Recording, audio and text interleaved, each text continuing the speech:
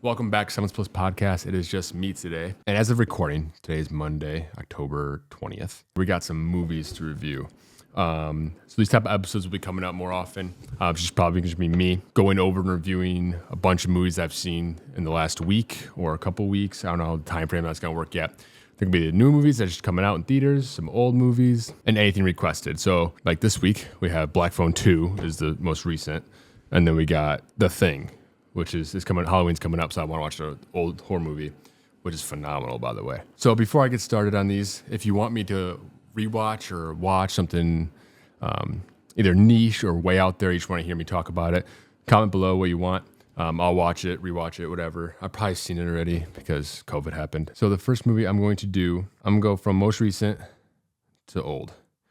So Black Phone 2. Black Phone 2 I saw in theaters on the release date at 10 p.m. on a Friday night. It was directed by Scott Derrickson. I don't know if you know who he is, but he directed Sinister and the first Black Phone, obviously. He directed Doctor Strange, random, and they did The Gorge, the Apple TV movie. That was not quality, but it was fun. He also did Exorcism of Emily Rose. That's actually a decent horror movie. And then before I get into the actual movie, I'm not going to spoil anything because it's brand new. There is some recency and theater effect bias, always. Theater makes every movie good, same with airplanes. But this theater experience was like the worst I've ever had in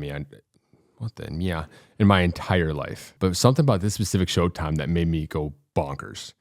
It was kind of filled up, which Black Phone 2, like I didn't think it was going to have that. I guess it's a horror movie. But everybody in the theater did not shut up the entire movie, the entire time. Everyone was talking. Like not it was for conversations, which was whatever, but like full on conversation and yelling shit out during the movie. Hey now, grow up. Like what are we doing? I think it's rated R. So like there weren't any kids. They're all adults.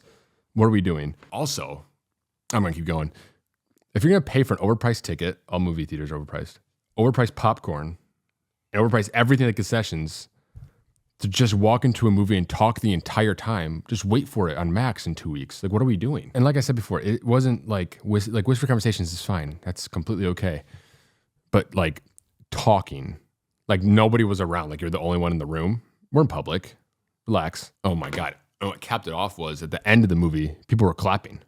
I don't care if it's the greatest movie of all time. Do not clap after a movie. That and airplanes. Stop. We don't need a clap. And especially for this one regarding clapping, I'll get into it, but it wasn't the greatest movie ever.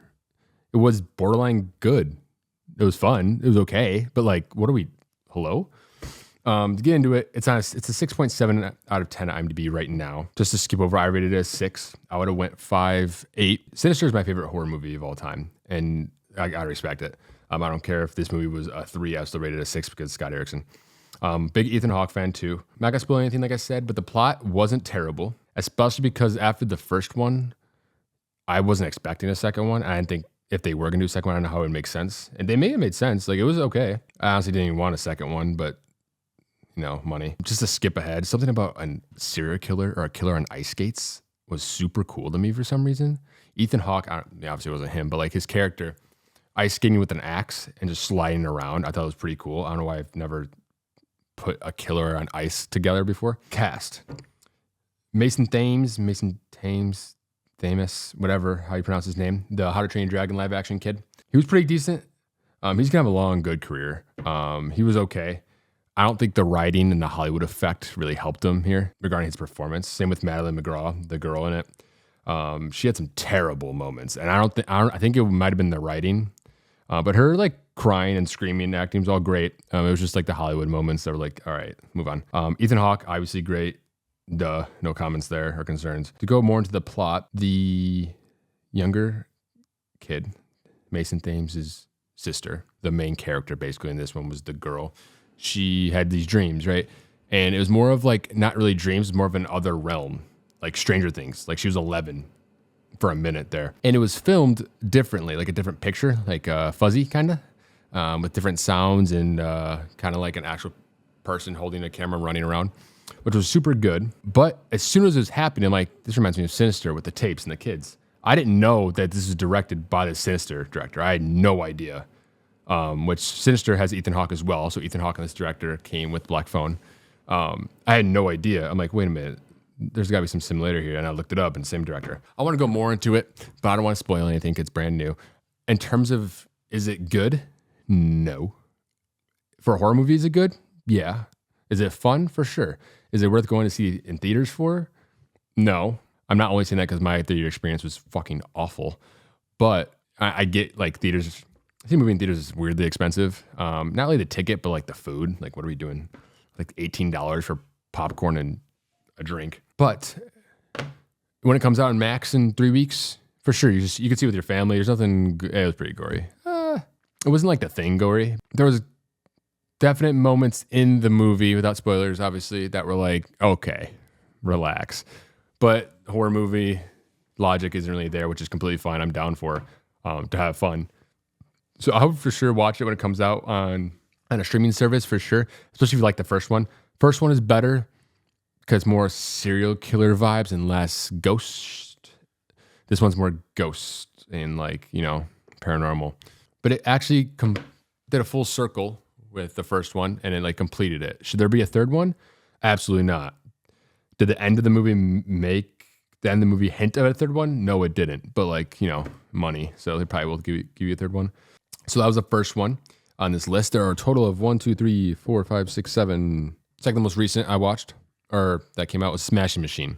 I saw this in theaters as well the day before, released on a Thursday, like 7. Theater effect, recency bias there. Got to say that out there, obviously. It is a true story, which I don't know how everyone feels about true story movies. I'm always like, well, did it actually happen? And that stuff, which I understand most movies are based on it, but they add some Hollywood stuff. That's why I hate documentaries. I can't do it.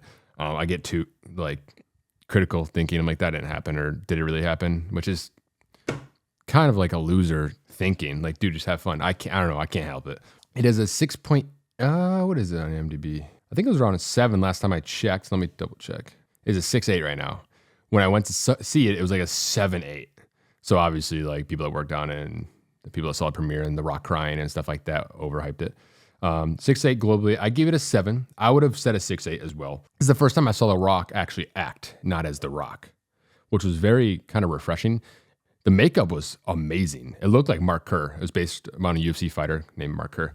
And he was good. He acted in it, which good for him. About time. I feel like he's got enough money to like not care about shit, and he actually like cared about it, which was cool. Regarding the cast, Emily Blunt was there as well. You can tell she was the only real actor in the entire movie. Mark Kerr's best friend in the movie, so The Rock's best friend, was a UFC fighter. Forgot his name. He's not an actor. Like, he didn't grow up as an actor. But he was good. He wasn't bad, but you can tell Emily Blunt like stole this shit. Like, everyone, you watch and you're like, actress, and everyone else was like there. I don't think she's ever been bad in a movie, and I'm thinking about it. Even Edge of Tomorrow, she was great. Soundtrack that stood out to me, especially in the beginning. All those fight scenes, there was some like whiplash action. Not like, just a band, but like percussion, just fast percussion. That was pretty cool and it fit really well with the movie. Without spoiling anything, obviously, it's a true story. I can't really spoil anything. You know. Sad story. It's about drug addiction, opiates, stuff like that. He never lost, and then when he did lose, kind of went downhill from there. Is it worth seeing it in theaters?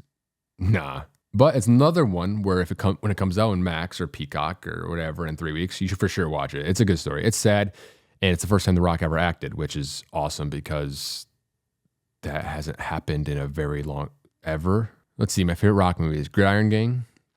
He's a football coach. He wasn't whatever. Walking Tall, which is so fun, not good. Takes a 2x4 and beat the shit out of everyone. Jumanji, comedy. Yeah, he didn't look like The Rock in this. He was yoked, though. He said he gained 30 pounds of muscle. All right. The Rock's performance will surprise people. Should he win an award? Relax. My jaw was on the floor, but halfway through the movie, I'm like, you can't tell it's The Rock. Like, it's super well done that way, which I was happy about because I'm a member of the theater. I got a free, the ticket was $2 because I got a free something. Worth $2 for sure. I would have spent, I don't know, $10 to see it.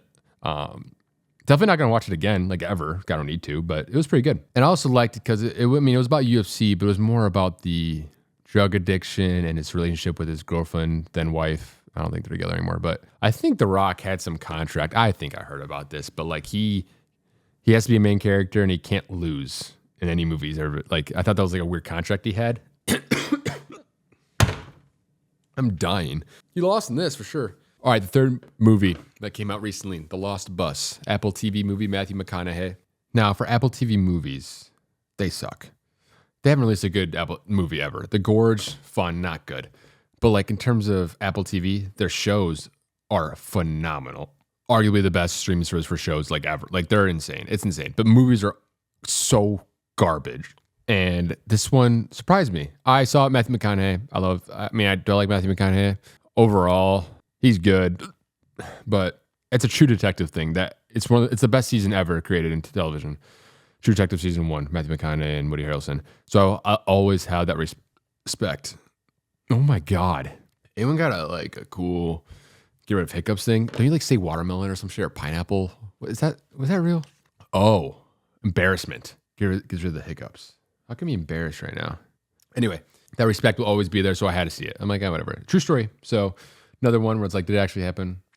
I think this one was pretty accurate because of the ending, but I'm not going to spoil anything. Directed by Paul Greengrass, which I don't know if anyone knows him, but he directed Captain Phillips, the second and third Bourne movies, so Ultimatum and Supremacy. I think it's around a 7 right now. I rated it a 7 as well, so it's good. Anything above a 7 is usually where if I'm bored at night, I'm like, I need to watch a movie, I need to check to make sure it's a 7 at least, because then I know it's worth my time. If it's below a 7, I'm having fun. I just need an actor that I like to be in it to watch it, probably. Unless it's new.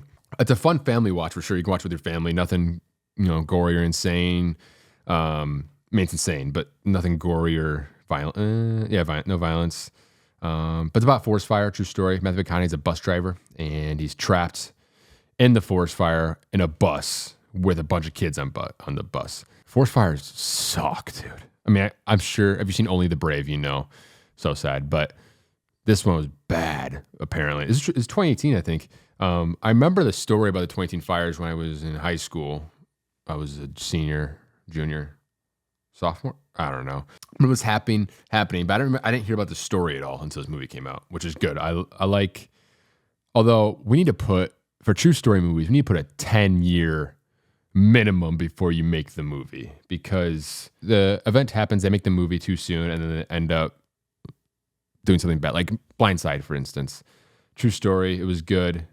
I think it was just below the 10-year, kind of give it some time, and then it all came out as bullshit. Just wait a minute. I'm not going to list Matthew McConaughey's career, it gets insane, but like Mud, Wolf of Wall Street, stuff like that, Interstellar, duh. But yeah, True Detective for me is more that respect thing. Another actor was in America Ferrera. She's Astrid in How to Train Your Dragon. Let's go back on the Apple TV show thing and Apple TV in general. There are way too many shows in terms of way too many good ones, and I can never catch up, and that's the problem. So when all those shows come out, they're also good. I'm like, Apple TV movies in our selection. I should look at them. All terrible. Nothing's rated good. This might be the highest rated one. So those 3 movies all came out recent, super recent, like 2025 for sure. Any of them are going to win an award? No. Smashing Machine, could it win an award because it's different from The Rock? Maybe. I hope not, because quality-wise it shouldn't, but okay. Now, going into not necessarily random movies, but movies I was scrolling, I'm like, I want to rewatch this. So the next 4 I've watched before, but I just rewatched it this last week or a couple weeks. So the first one is my second favorite horror movie of all time. So my first is Sinister. My second is Mama. So Mama, 2013 horror movie. Directed by Andy Muschietti. He's the director of It 2. Obviously, I don't know. I'm sure he's doing more stuff, but those are the 2 that come to mind for sure. Jessica Chastain is the main character in Mama. She's also in It 2, so that they have some correlation there. Jamie Lannister, that actor, don't know, Nikolai something. He's in it, and I didn't know that until I rewatched. I'm like, oh shit, that's actually him. Totally forgot. Jessica Chastain also. Obviously, Zero Dark 30, Martian, Scenes from a Marriage. A couple of other actors in this that I always forget. The older girl in this, I think her name's Victoria. The character name's Victoria. Her name's Megan Carpentier, something like that.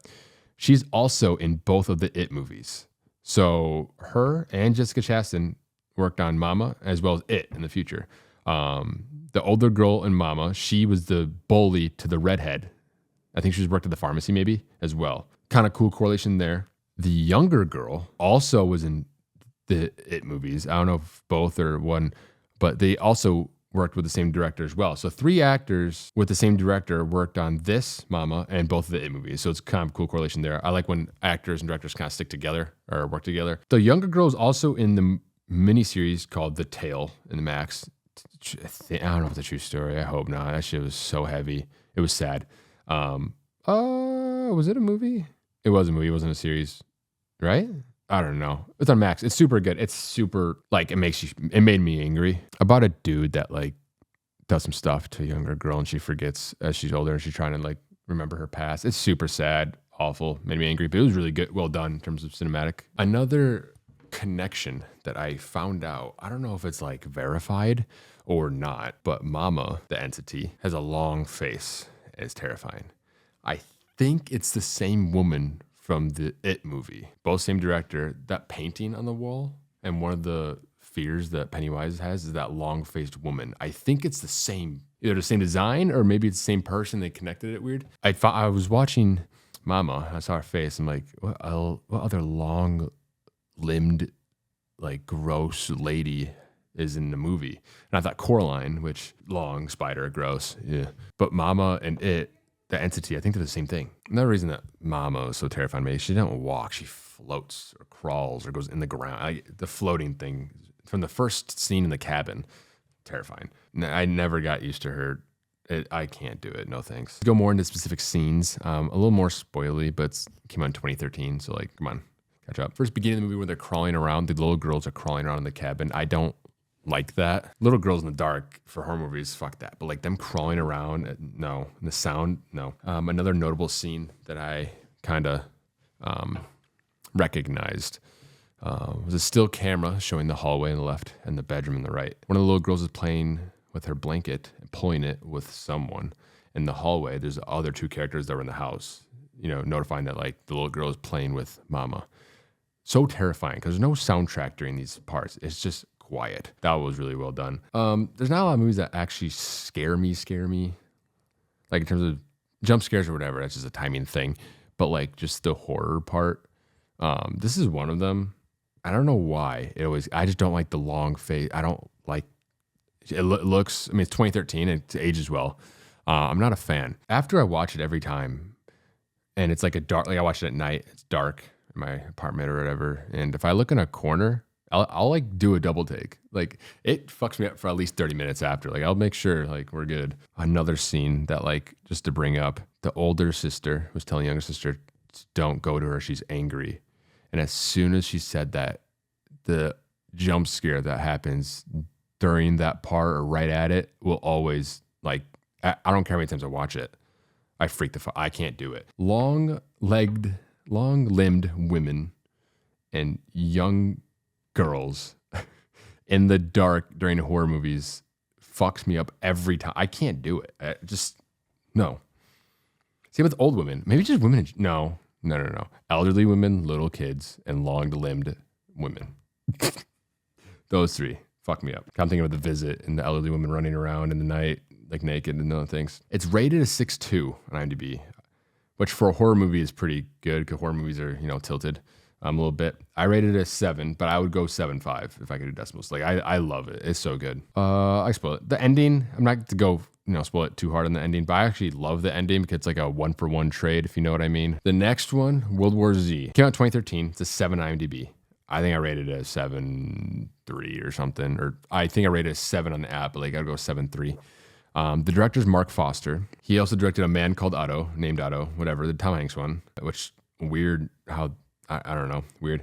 Monsters Ball, Halle Berry, and Billy Bob Thornton, and then Disconnect as well. The soundtrack is good in this one, but the song that played at the very beginning with, like, the intro credits is the same song they play at the very end of the movie. I love when they do that, kind of circles it all up without actually circling it up, like, with the plot. It's just the music. I thought was done really well. In terms of the cast, it's Brad Pitt. It's just, I mean, there's a few, but it's just about notable names. Brad Pitt carries. But there's a few high tier actors that played very small parts, like David Morse, or he's the Green Mile guard. He's also the cop in House that was, like, House treated bad and he sued him. I think he gave him, like, a prostate exam or something, like, check for fever. I don't know what fucking House is hilarious. I don't know what he did, but it's that same actor. He was the prisoner that sold weapons in North Korea or something. Like he was that small of a role. James Badge Dale played a soldier again.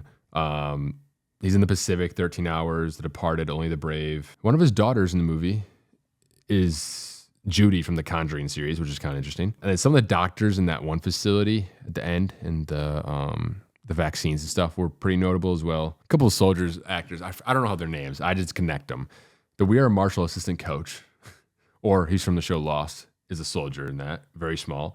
And then from Game of Thrones, the queen, the Targaryen, Dany, one of her first or second like boyfriends or whatever was in this movie too. He's a soldier. More notable, he's in Haunting of Hill House. He's the oldest son in that movie or that show.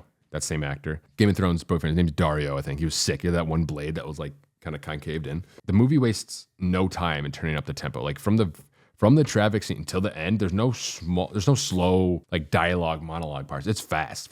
Like the movie's an hour 56 or something. I forgot which or how many or what the story was, but I know a few of the zombie actors were actually acting that way because a lot of times zombies are portrayed by CGI and computer and stuff like that, which a lot of it was during that movie. But there's a few.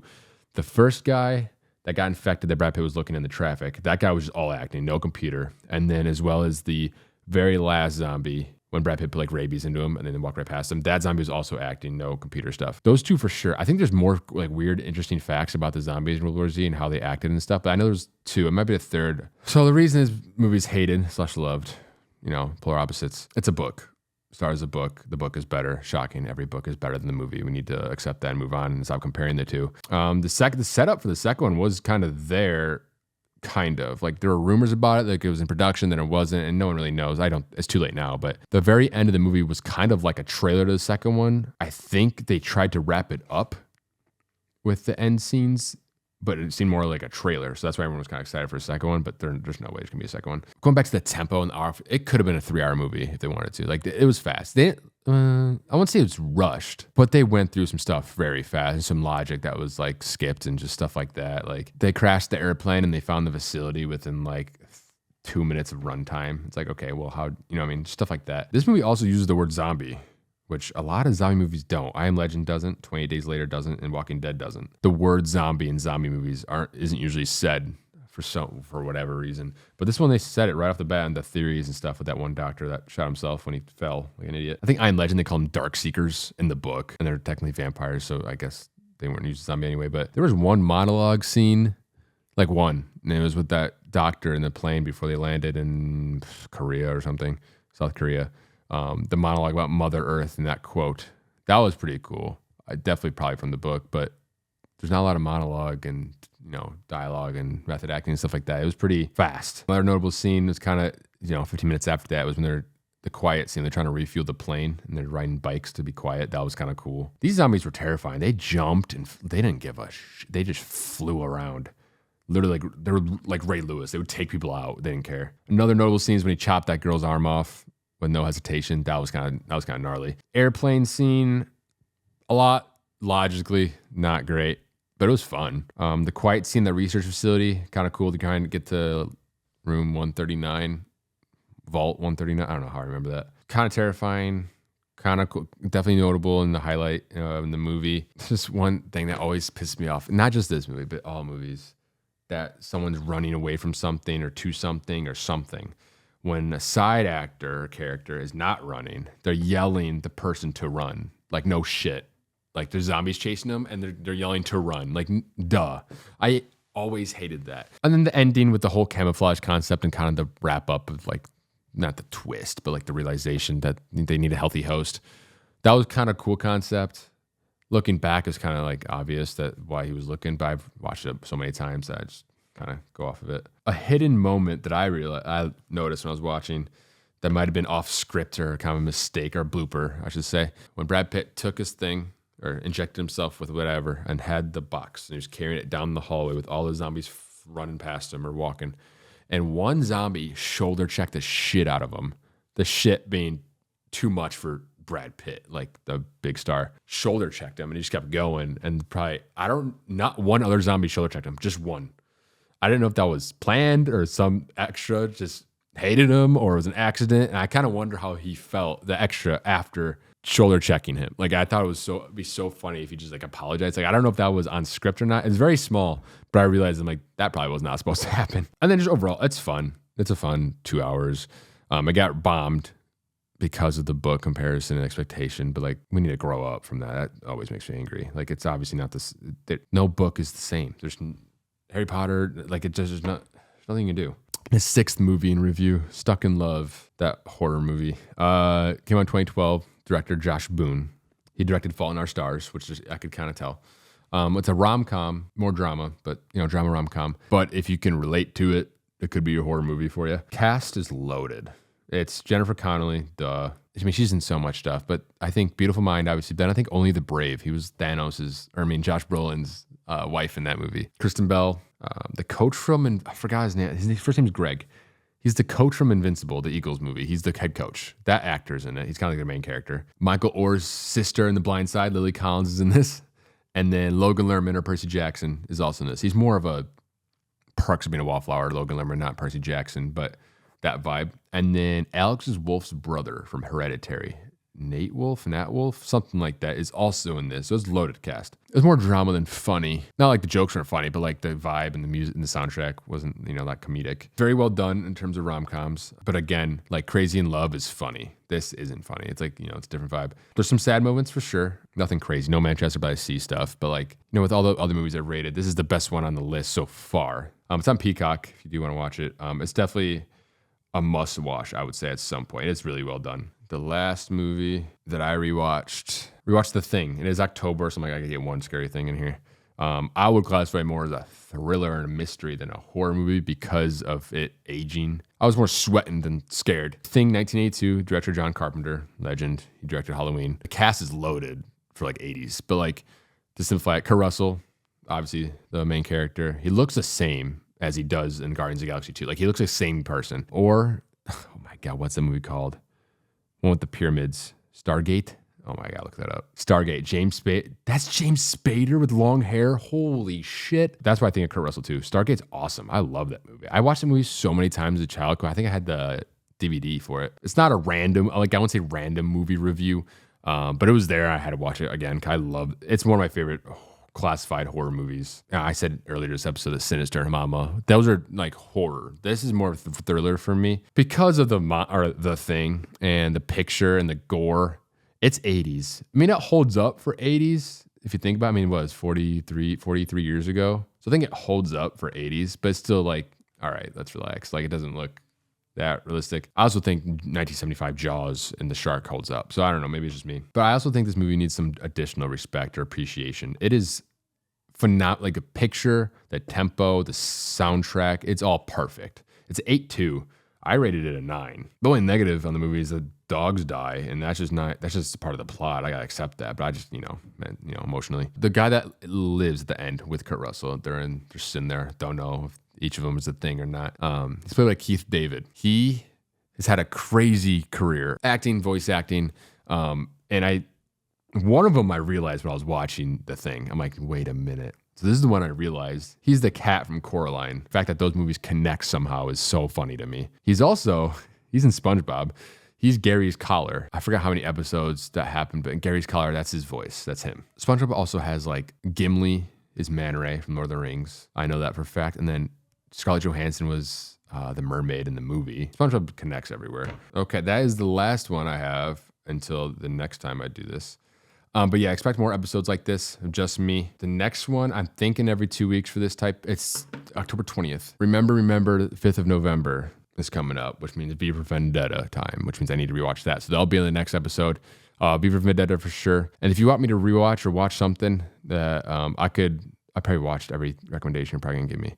But if you want me to watch it again, let me know. I'll watch it and then give it a review. Until next time.